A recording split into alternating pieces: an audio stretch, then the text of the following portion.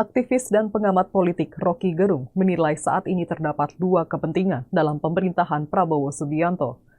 Hal ini dikatakan Roky Gerung soal 100 hari kerja pemerintahan Prabowo dalam diskusi Kaukus Nusantara Bersatu bertemakan arah Indonesia ke depan di Jakarta pada Kamis 23 Januari 2025 lalu.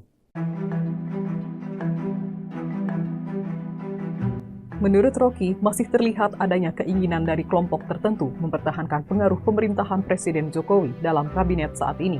Selain itu, Roky yang juga merupakan akademisi ini menyebut hingga kini arah dan paradigma dalam kabinet Prabowo Subianto juga masih belum jelas khususnya dalam pengambilan kebijakan. Roky pun mencontohkan soal polemik pagar laut di Tangerang. Menurutnya, hal itu jelas memperlihatkan kurangnya koordinasi antar instansi pemerintah.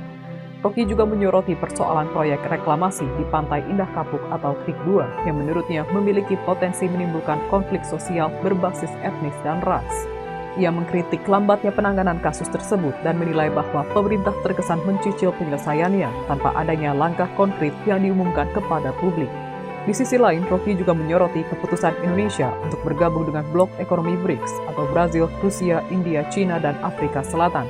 Menurutnya, langkah ini dapat menjadi pilihan strategis jika bertujuan menjadikan Indonesia sebagai pemimpin, bukan sekadar anggota pasif. Namun ia mengingatkan bahwa keputusan tersebut juga memiliki resiko besar.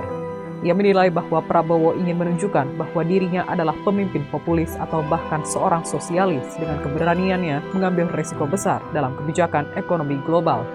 Namun ia juga mengingatkan bahwa langkah tersebut harus diiringi dengan strategi ekonomi yang jelas.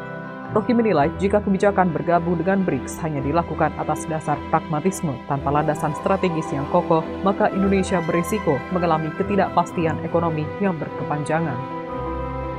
Download Tribun X sekarang, menghadirkan lokal menjadi Indonesia.